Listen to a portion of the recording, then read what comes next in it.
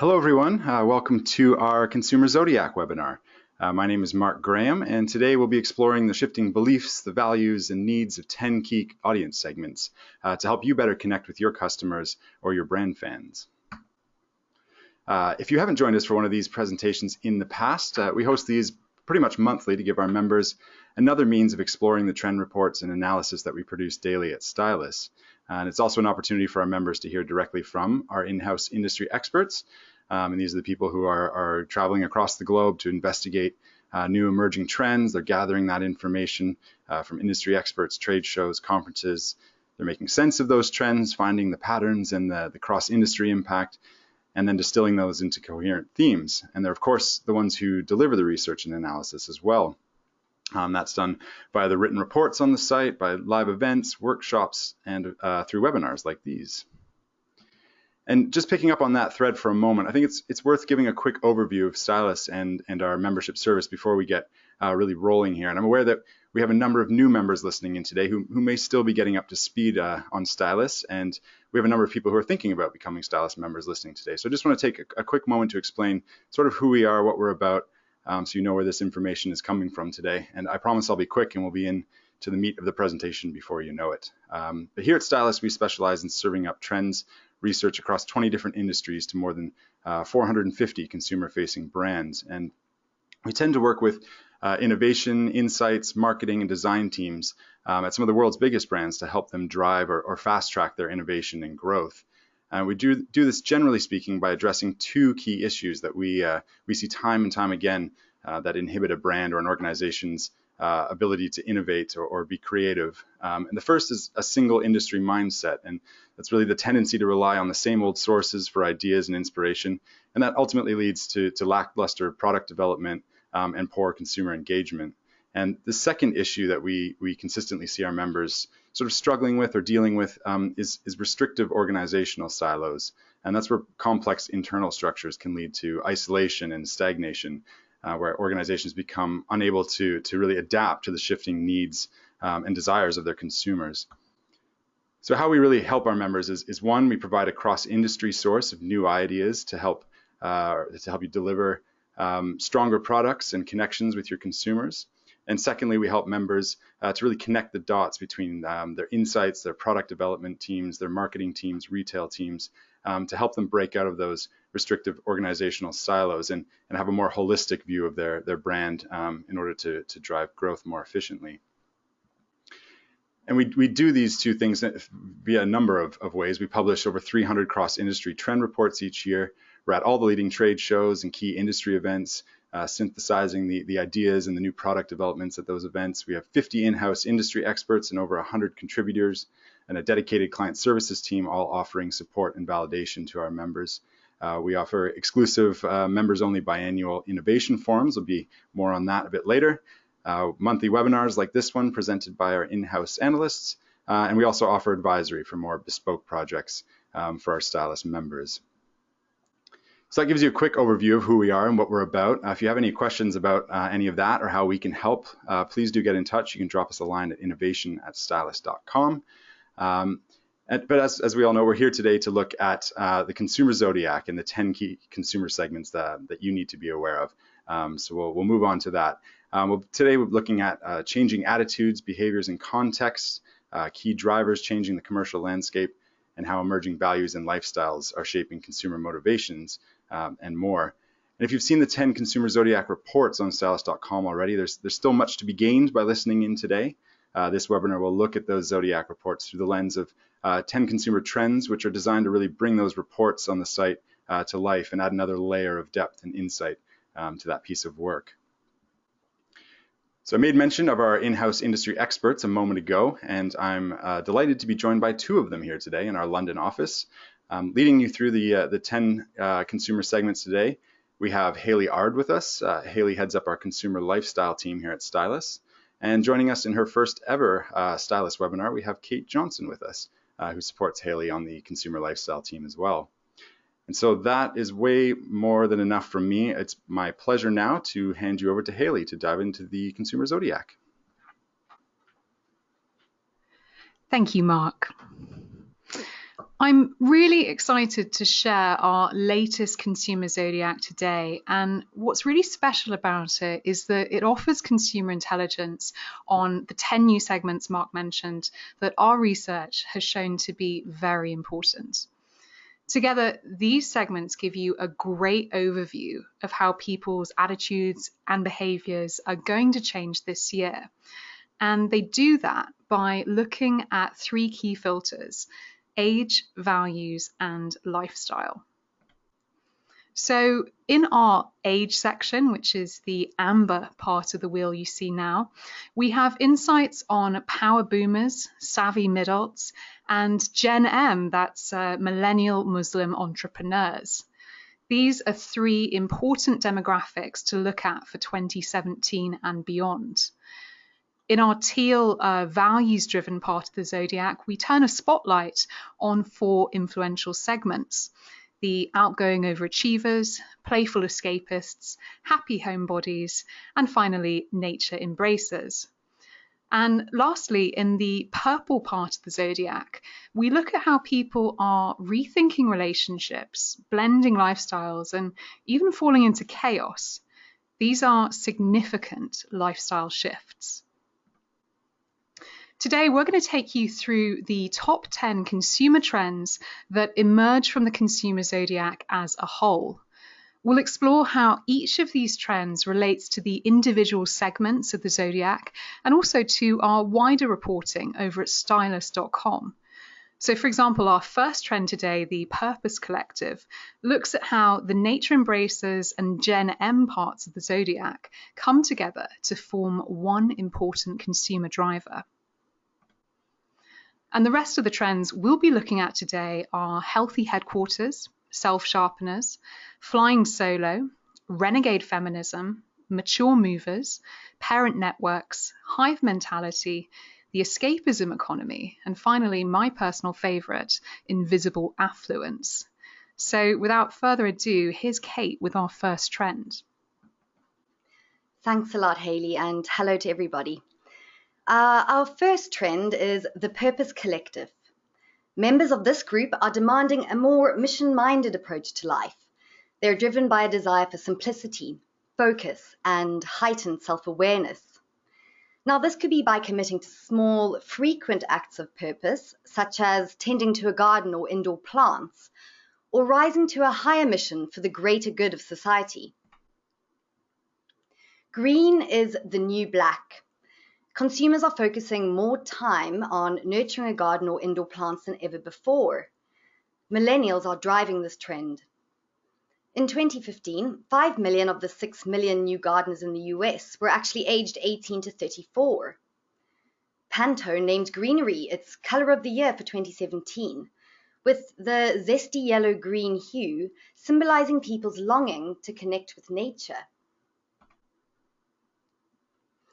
To appeal to those with green-fingered purpose, brands should partner with influential plant bloggers or Instagrammers in the indoor gardening space. These three here are ones worth watching: The Jungalow, Harkon, and Urban Jungle blog. Alternatively, why not offer classes led by horticulture experts?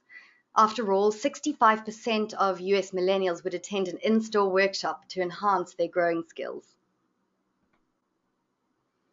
Members of the Purpose Collective may also seek meaning by focusing on humanitarian causes. Indeed, 63% of US consumers feel that ethical issues are becoming more important. Brands must offer millennials in particular more heart for their money. Californian travel company Journey designs trips for this group that create social impact through travel. We spoke with Journey's co-founder, Amy Merrill, and she told us that millennials don't want to spend a lot only to come home with sunburn and a hangover.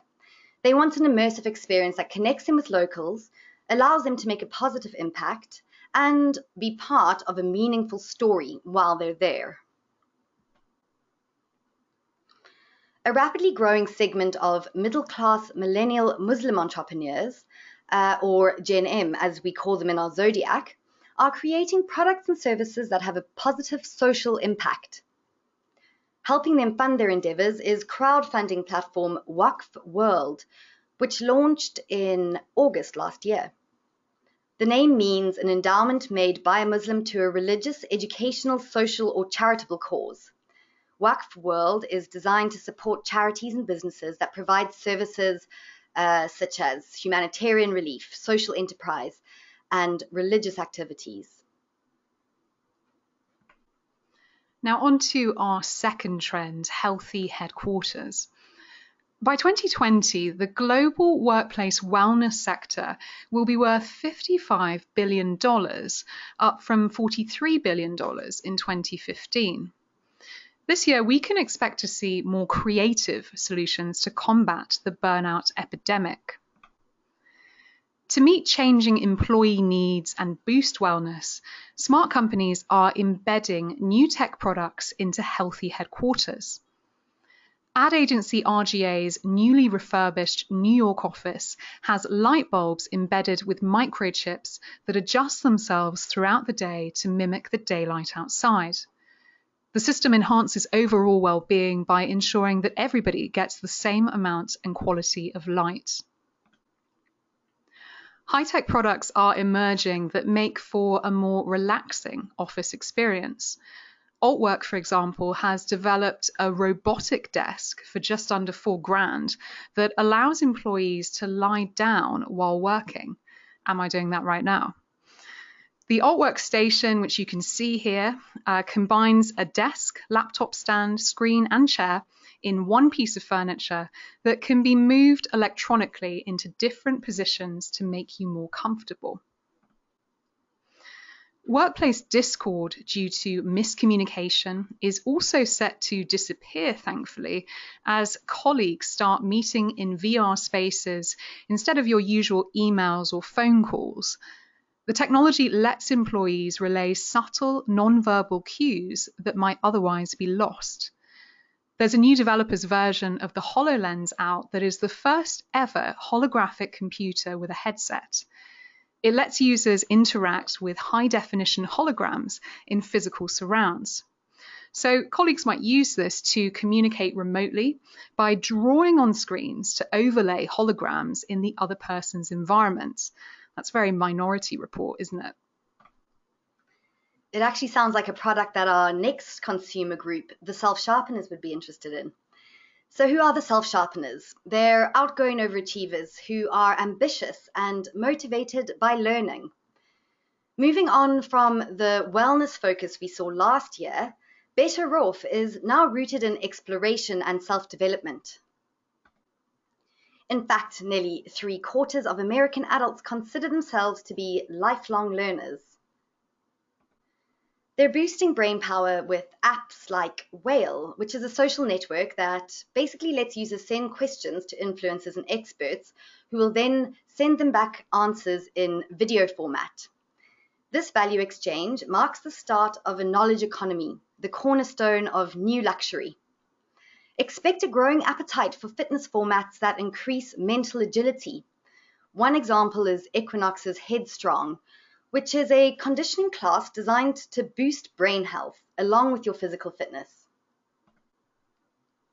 Self-sharpeners are reaching their personal goals by collaborating instead of competing. Books on ditching the ego, as well as mentorship opportunities, are helping them in the quest for individual achievement. Bestsellers, Ego is the Enemy and The Power of the Other, there on the left-hand side picture, show the importance of elevating others in a network to succeed personally. More than 9 in 10 global millennials with a mentor value the advice and interest shown in their development. Brands should create mentorship opportunities to advance the careers of self-sharpeners, as well as strengthen their loyalty to organizations. Services that help to get tasks done more efficiently or forge habit-shaping communities are also set to succeed. One example is Google Calendar's new goals feature. I've tried it, and basically it lets you set a target. In my case, this was going to yoga twice a week, and it automatically puts time aside to help you achieve it. The service then reschedules the goal if a conflicting event is added to your diary, And what I found really incredible is that it gets better at this scheduling process by learning your preferences over time. And motivational social networking app Habit Lab uses gamification principles and feedback from friends to make sure users complete their goals. Now let's move on to our fourth trend, flying solo. More consumers than ever are choosing alone time, self-discovery, and living apart together over settling down. As Rebecca Traister, author of All the Single Ladies, puts it, we're living through the invention of independent female adulthood as a norm, not an aberration. These independent singletons are rising in influence and spending power. In the US, only a fifth of 18 to 29-year-olds tied the knot in 2013, down from nearly 60% in 1960. Subscription service Single Swag is appealing directly to this growing group with a monthly package of beauty products, inspiring books, fashion accessories, and gourmet snacks. Now, critically, these products focus on well-being rather than steering women towards their next relationship. Next up, let's take a look at our fifth trend, Renegade Feminism. Women worldwide are giving feminism a fierce, fearless, and thoroughly modern upgrade. These renegade feminists are banding together in work, play, and protest to uplift each other in a powerful and, importantly, profitable cultural movement. Women across the globe are finding strength in gathering to work in digital and real-life spaces. Standout brands are providing these renegade feminists with opportunities to meet, to collaborate, and to forge lasting bonds with each other. The Wing in New York is an exclusive women's-only co-working and social club, complete with lactation stations and a library of books by and for women. US women aged 18 to 24 are more likely to engage in outdoor activities than men the same age. And this was a stat that really surprised me. Brands that allow women to exit comfort zones and find their personal power by exploring the outdoors are set to succeed. Take the lead from Wilder, which is an online community for female nature lovers, with a marketplace selling goods for the modern outdoors women. Meanwhile, Bungee Girl app lets solo women adventurers connect with other females who like to wander, promoting both safety and sisterhood. Women are also embracing the ultimate taboo, enjoying sex. Globally, 66% say that sexual fulfillment is important to them. 63% would watch more adult-themed content if it were more female-friendly. Sex education website OMG Yes contains conversational videos and explicit tutorials that encourage women to explore their sexuality.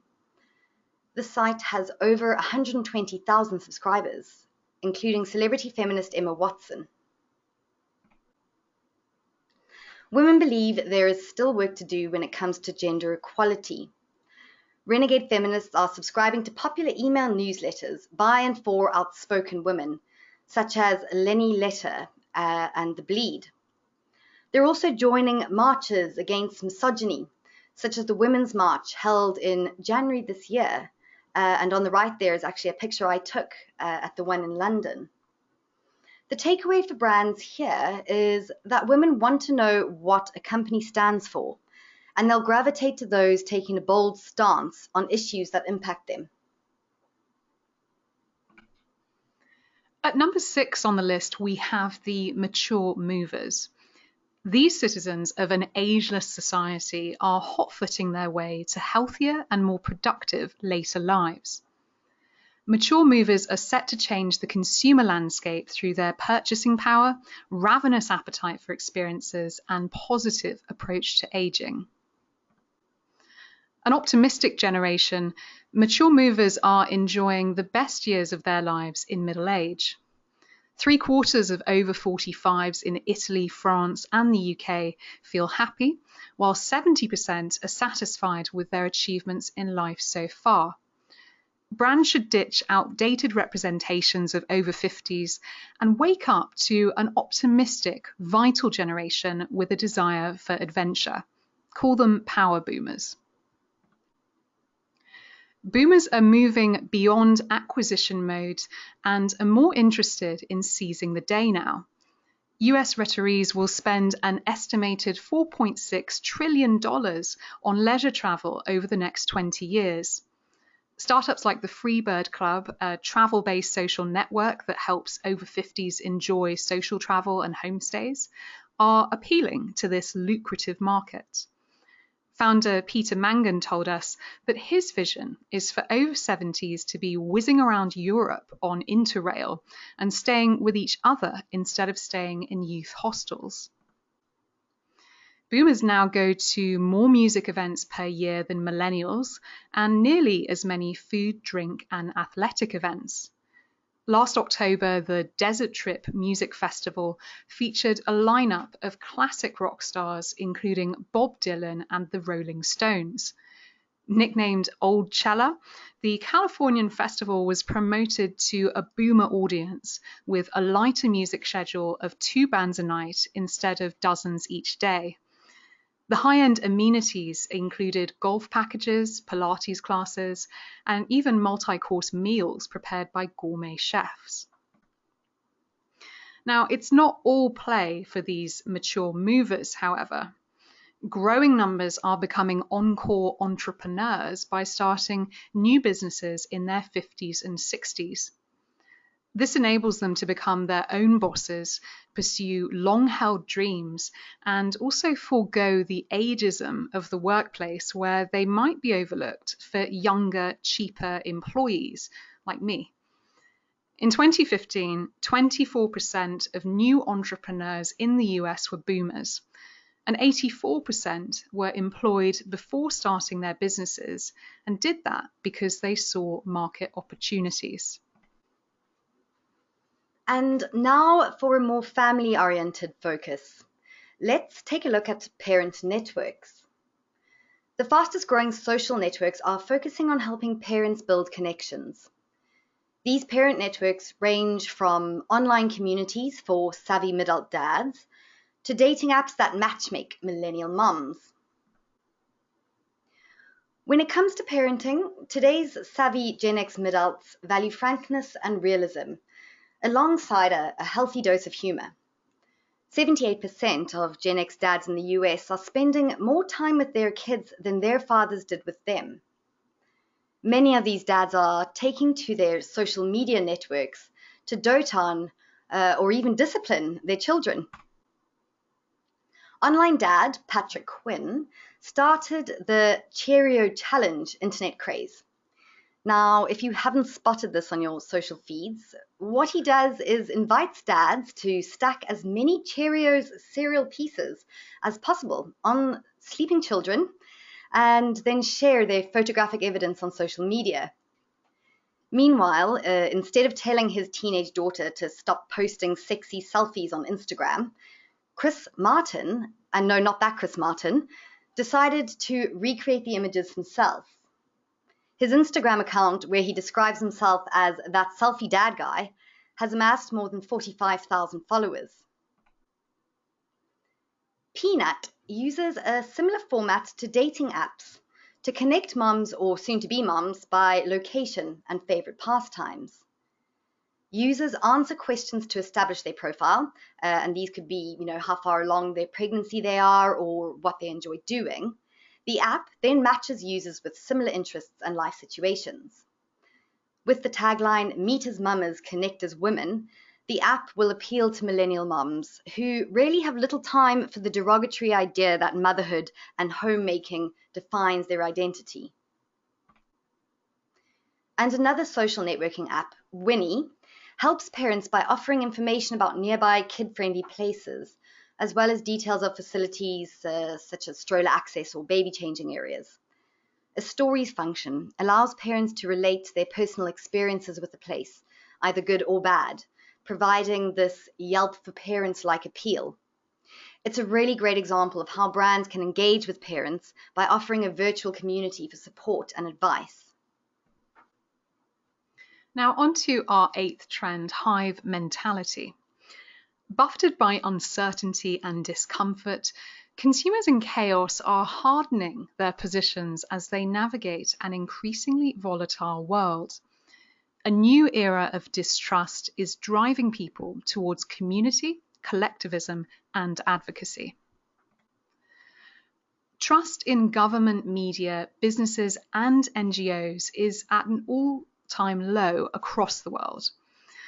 Less than half of global consumers trust the media or government, and 53% trust NGOs. As their trust declines, consumers are congregating around brands that tackle big issues. So it's time to share your vision and values rather than product benefits. You might want to take the lead from the growing numbers of brands that are reworking products to show dedication to a cause. In partnership with charity UNICEF, Louis Vuitton designed a silver locket pendant and bracelet as part of its Make a Promise social media campaign for children in need. And Nike, Adidas, and Converse all revealed rainbow-adorned shoes in support of LGBTQ Pride Month, which is held globally each June. Gen Z or Z, depending on where you're listening in from, welcome collaborations with the crowd and create a culture of fusion to make their views heard. Online education platform School of Doodle was created by girls for girls. It's a space where they can congregate, and it offers inspiration on diverse topics, including badass, revolution, and self-expression. Programs and workshops are run by professional creatives such as Yoko Ono and Pussy Riot, who are willing to share their skills with the teen students for free. Now, some pioneering activists are sidestepping traditional social constructs altogether, instead creating entirely new models for living. Residential community Summit Powder Mountain is focused on innovation, arts, and altruism.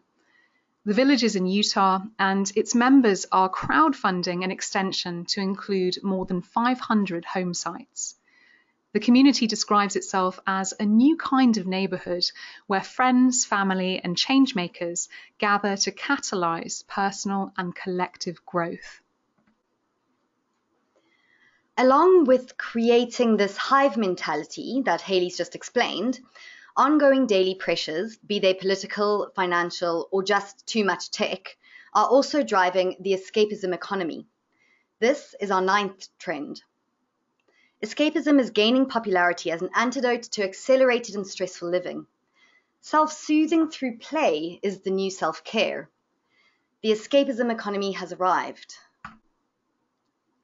Playful Escapists are leading the way, seeking out new forms of fun that offer release from day-to-day pressures.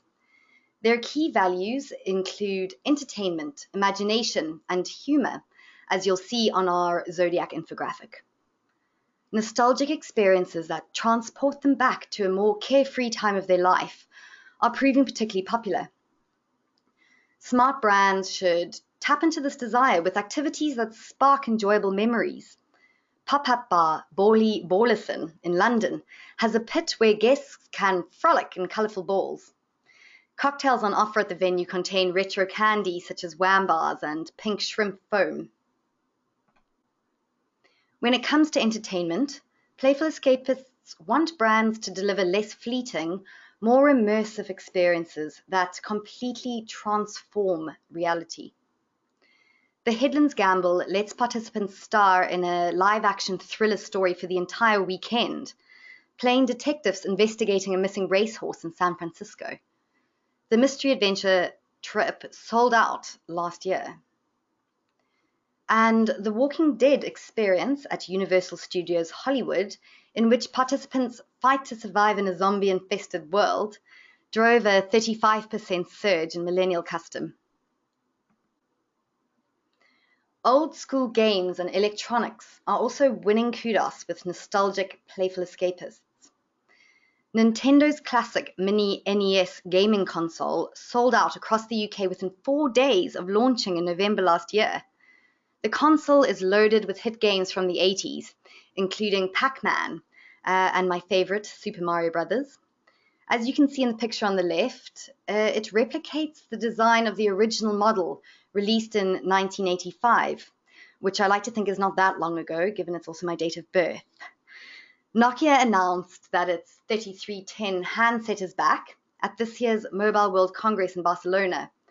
It comes preloaded with the Snake game, a key nostalgia-inducing selling point. It's not only grown-ups who are embracing lost pastimes. Gen Z are just as drawn to objects and ideas from a bygone era and are fascinated by a pre-internet age. We visited the Teenage Bedrooms exhibition in London, where we were able to check out the contents of teens' rooms. The display revealed nostalgia for things connected to school and toys that brought back memories of fantasy play. One of the teens who was quoted in the exhibition, Ollie, said, "We're in the digital age now, where everything is intangible. So people in rebellion of that go back to old things." And finally, the last trend we're looking at today is my favorite, invisible affluence. We're seeing that principles of exclusivity are shifting and people are embracing a new world of luxury values. Brands that follow the old tenets of luxury are at best missing out on valuable engagement opportunities, and at worst, they're traveling rapidly down a path towards irrelevance. So whether you're an established brand or just entering the market, it's time to rewrite the luxury rulebook, and that means embracing invisible affluence. The ultra-rich are reclaiming secrecy and silence as marks of exclusivity. You'll find them hibernating in super basements or opting for covert lifestyles. As a result, luxury brands need to reimagine themselves to win the interest and trust of a new generation. Now, if you'd like to find out more about the future of luxury, we'll be hosting 2 innovation forums for Stylus members in London on the 26th of April and New York on the 11th of May. Here, you'll discover key business strategies and opportunities to connect with these new luxury consumers. Now, we've taken in an awful lot of information today, so let's wrap up with 3 future insights. Firstly, it's time to explore new turning points. As relationship constructs diversify, former taboos about divorce and choosing to be child-free are lifting. Flying solo is becoming the norm, so play with celebrations like Valentine's Day to appeal to these consumers. Secondly, from our demographic slice of the Zodiac, put mature movers in the picture. Mature movers are tired of being written out of the script and misunderstood by marketers. So use 50+ ambassadors to show positive representations of aging. And finally, invest in extreme experiences. This is for the value segment. As the world shifts to an escapism economy, brands must prove or provide even more out there immersive activities. As psychologist Ken Hughes says, we used to measure brand equity, but today we measure experiential equity. Unless you're producing experiences for people to consume through your brand, you're just not adding value. And with that, I'll hand you back over to Mark. Thank you. Wonderful. Thanks very much, Haley. Excuse me, and Kate as well. Well done in your very first Stylus webinar. Thank you very much to everyone who listened in today as well. I hope you enjoyed Haley and Kate's presentation and found some inspiration, some new insights that you can apply to your own work.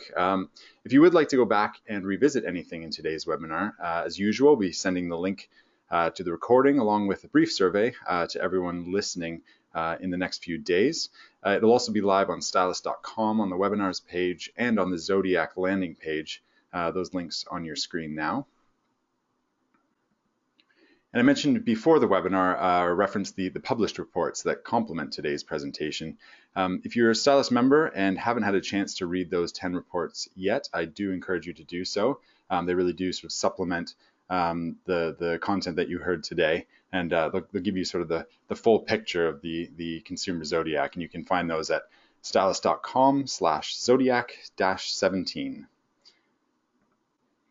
And just picking up on something that Haley mentioned as well, if you're in or around London on the 26th of April or New York on May 11th, make sure you sign up for one of our innovation forums at stylus.com/forums.